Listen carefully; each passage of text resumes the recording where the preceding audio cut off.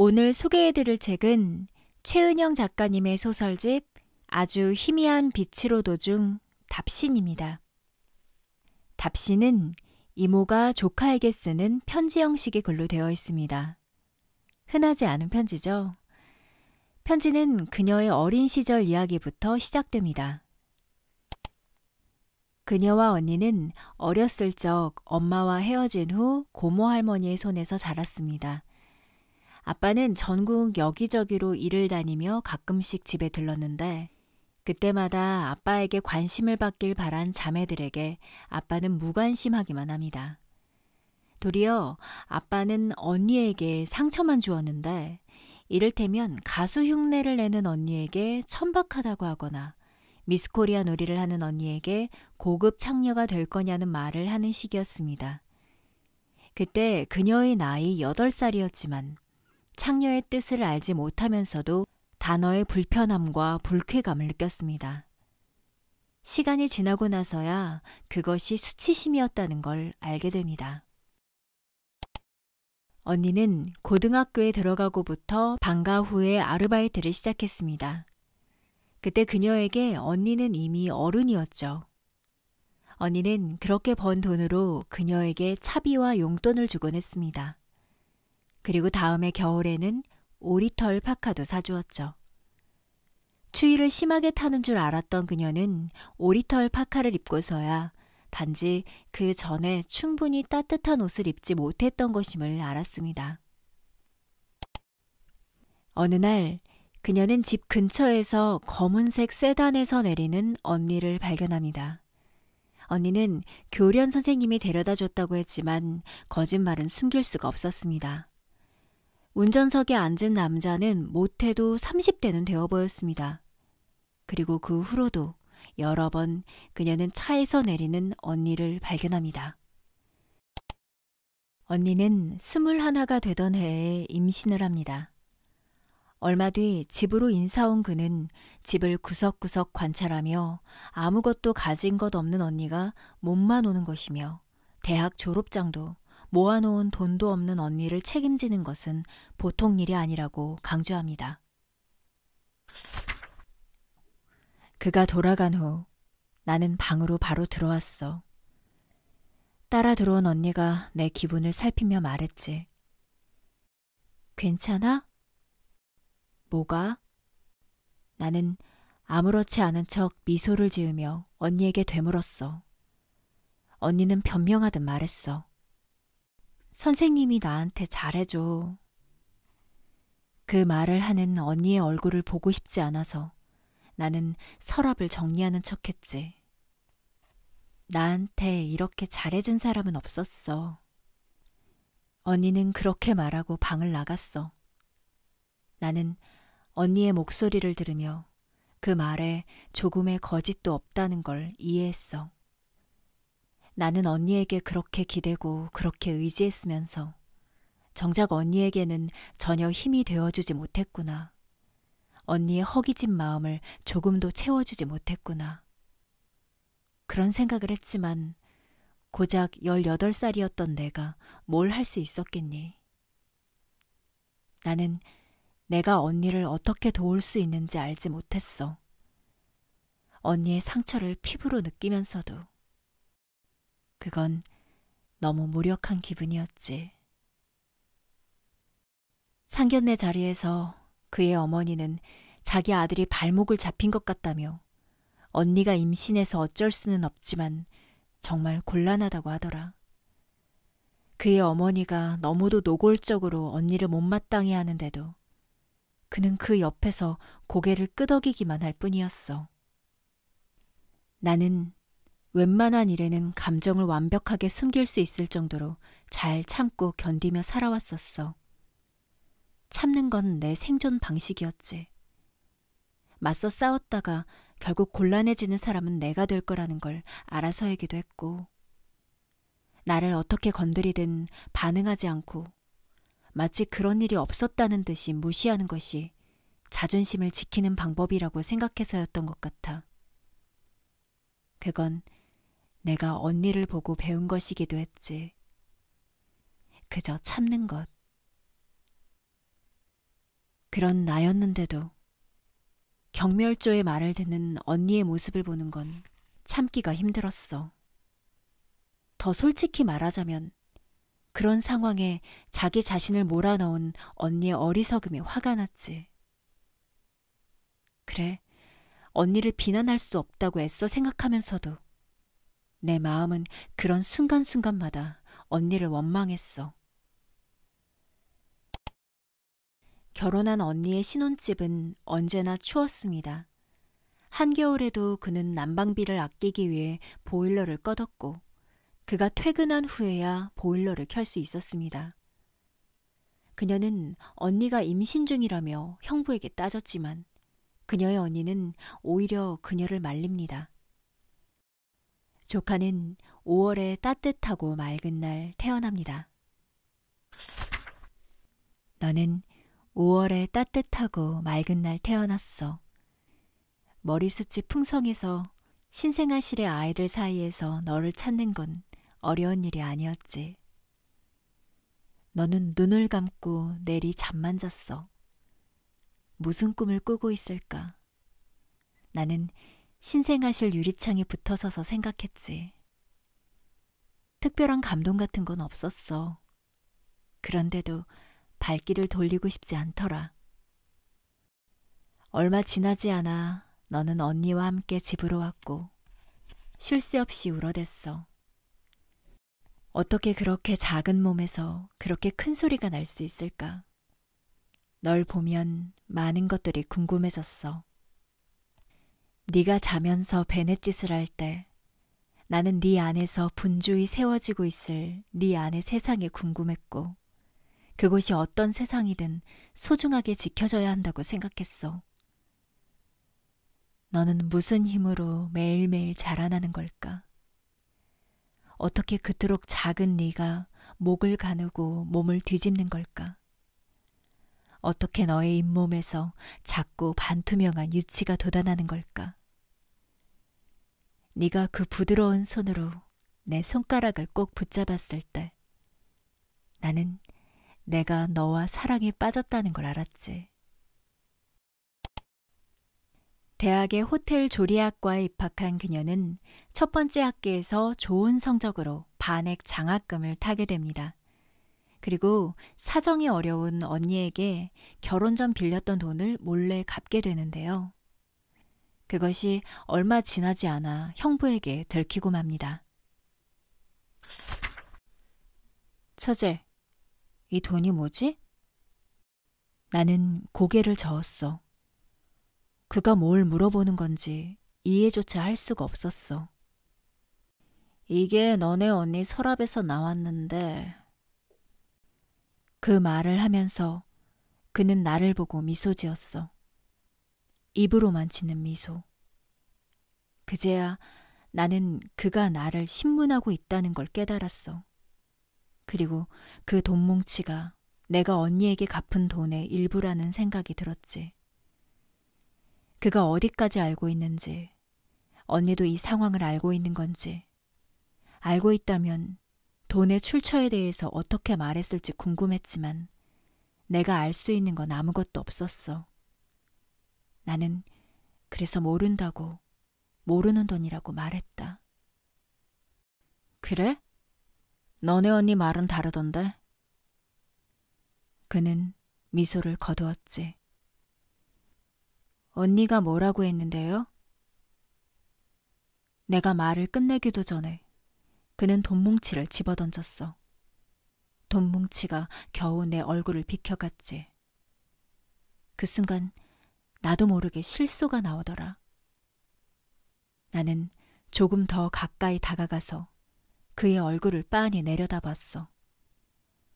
두피에 딱 붙은 가느다란 머리카락이며 푹 꺼진 이마, 툭 튀어나온 눈썹뼈와 그 위에 듬성듬성 난 눈썹, 피로해 보이는 눈과 뾰족한 코, 연회색의 입술과 작은 턱을 봤지.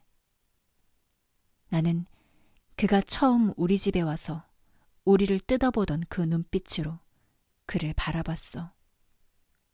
희미한 미소를 지으면서. 용건 있으면 알아먹게끔 똑바로 말하세요. 나는 다른 사람의 목소리를 듣듯이 낮고 갈라진 내 목소리를 들었어. 그는 어이없다는 듯 소리내어 웃었지만 분명히 당황한 것처럼 보였어. 나는 그때껏 최대한 그를 만나지 않으려고 애썼고 그가 신경을 긁더라도 참고 피했었지. 그도 언니가 내 약점이라는 걸 알았고. 하지만 그가 몰랐던 게 있었지. 그건 내가 단 한 번도 그를 두려워한 적이 없다는 사실이었어. 그는 자리에서 일어나 돈뭉치를 집어들고는 할 말 끝났으니 집에서 나가라고 했어.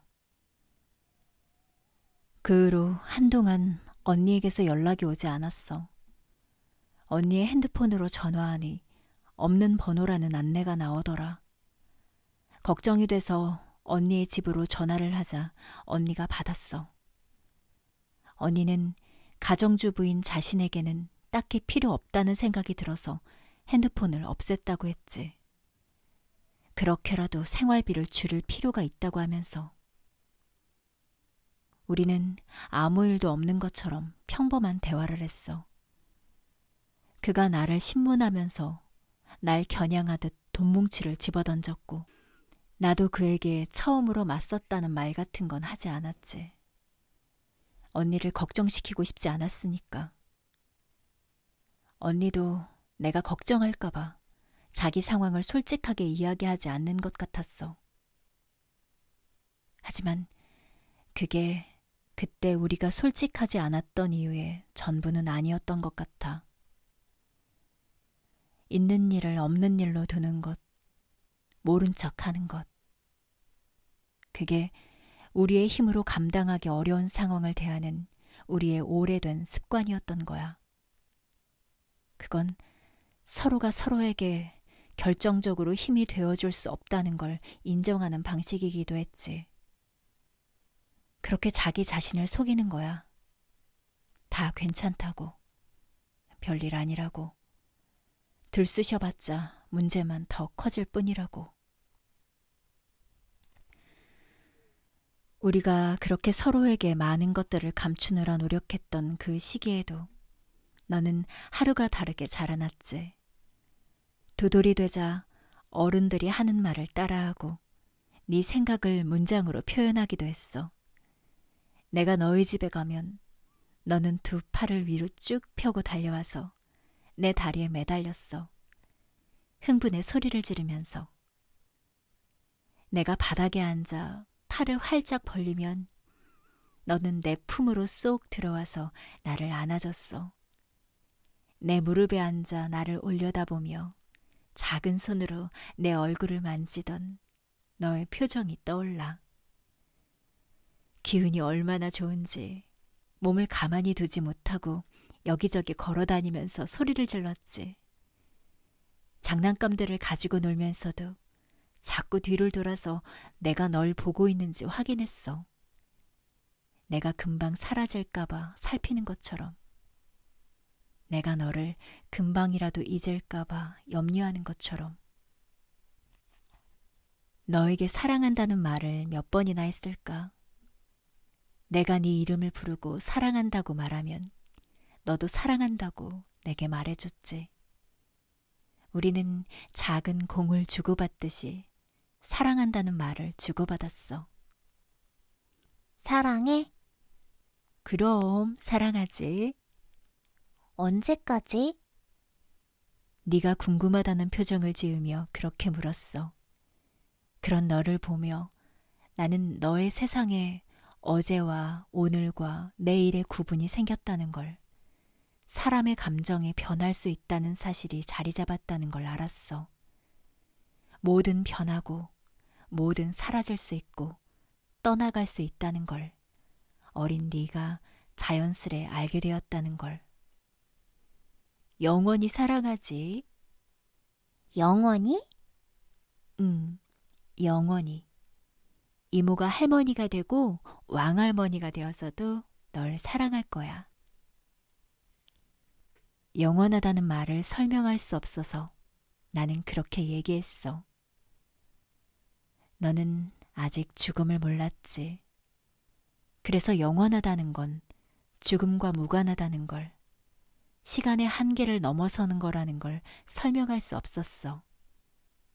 그런데도 너는 내 눈을 똑바로 바라보면서 그 말을 이해한다는 듯한 표정을 지었어. 그 후로 그건 우리 둘이 만날 때마다 주고받는 또 다른 인사가 됐지. 사랑해, 언제까지, 영원히, 영원히. 너는 마치 작은 사탕을 입안에서 이리저리 굴리며 녹여 먹듯이 사랑이라는 말을, 영원이라는 말을 반복해서 말하기를 좋아했어. 너는 그 말이 무엇을 의미하는지 정확히 알고 있었고, 나도 네가 그 말을 완전히 이해한다는 걸 알았지. 그리고 내가 너에게 영원히 사랑한다고 말했을 때 나도 내가 무슨 말을 하는지 알았던 것 같아. 네가 어떤 사람으로 자라든지, 앞으로 나를 어떻게 대하든지, 네가 어떤 선택을 하든지 나는 너를 사랑하리라고 느꼈던 거야. 대학 마지막 학기에 그녀는 호텔 식당으로 실습을 다니게 됩니다. 그런데 어느 날 도로 맞은편에서 교복을 입은 여학생이 두리번거리다 검은색 세단에 올라타는 것을 봅니다. 그 후로도 몇 번 그 광경을 목격한 그녀는 현장에서 그들을 멈춰 세웁니다. 형부는 학생과 상담할 게 있어서 그랬다며 급히 자리를 떴고, 학생은 더 이상 선생님과 만나지 않겠다는 약속을 합니다. 그런데 어느 날 느닷없이 학생에게 항의 전화가 걸려오는데요. 그러던 어느 날 퇴근을 하고 버스에 탔는데 전화가 왔어. 언니, 왜 그랬어요? 신고 안 한다고 했잖아요. 그 애였어. 그 애는 잠긴 목소리로 분명한 분노를 담아서 내게 항의했어. 엄마 아빠까지 학교에 불려갔어요. 이젠 난 학교를 다닐 수도 없어. 조사 들어가는데 선생님은 또 어떻게 해요? 가만 있기로 했잖아요. 나는 신고한 적이 없다고 했지만 그 애는 믿지 않았어. 그 애는 무엇보다도 그를 걱정했지. 그 목소리를 들으며 나는 그 애가 그와의 관계를 끊어내지 못했다는 걸 알았어. 이미 짐작했던 일이었지만 나는 그 애에게 반복해서 말했어. 나는 신고하지 않았다고. 그 사람과의 관계를 끊겠다던 네 약속을 믿고 있었다고. 그 애는 거짓말하지 말라며 소리를 지르기 시작했지. 나는 핸드폰을 꺼버렸어. 버스에서 내려 집으로 가는데 골목 입구에 그가 서 있었어. 나는 그의 얼굴을 빤히 보고는 그대로 지나쳐 걸어갔지. 그리고 얼마 안 돼 앞으로 쓰러졌어. 그가 뒤에서 내 머리를 내리쳤다는 걸 이해하는 데는 시간이 조금 걸렸지.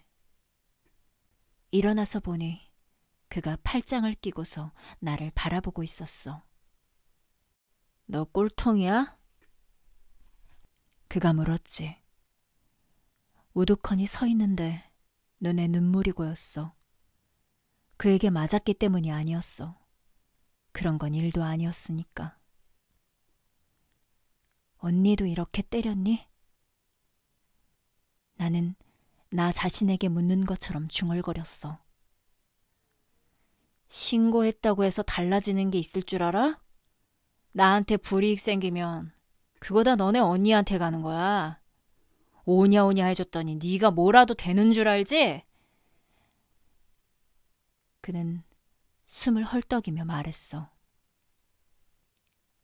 언니도 때렸니? 그는 대답하지 않고 자리를 떠났어. 나는 어른이었고 더는 보호자가 필요한 나이가 아니었지만 그렇다고 스스로를 보호할 수 있는 것도 아니었어. 내 편이 되어줄 사람도 없었지. 그도 그 사실을 알고 내게 손을 댄 거겠지. 아빠에게 말한다고 해도 아빠는 나보고 참으라고 할 게 분명했어. 언니에게 말한다면 언니는 그가 나를 때린 이유를 물을 테고 결국은 그가 나를 때릴 수밖에 없었다고 정당화하리라는 것도 알았지. 그렇게 생각하면서 나는 더 이상 언니를 믿지 않는 나를 발견했어. 그 후 어떤 결정적인 사건에 의해 그녀와 언니와의 관계는 완전히 망가져 버리고 맙니다. 물론 그 중심에는 그가 있었죠. 그때 조카의 나이는 그녀가 엄마와 헤어진 나이쯤이었고 지금은 성장해버린 조카와 마주친다 해도 알아볼 수 없을 만큼의 시간이 흐르게 되었습니다. 그녀는 조카에게 편지를 쓰며 언니와의 돌이킬 수 없는 나날들과 자신이 정당하다 여겼던 생각과 행동들이 결코 옳았나 생각해 봅니다. 그리고 그녀가 받았던 사랑과 자신이 믿었던 사랑은 무엇인가 되돌아봅니다.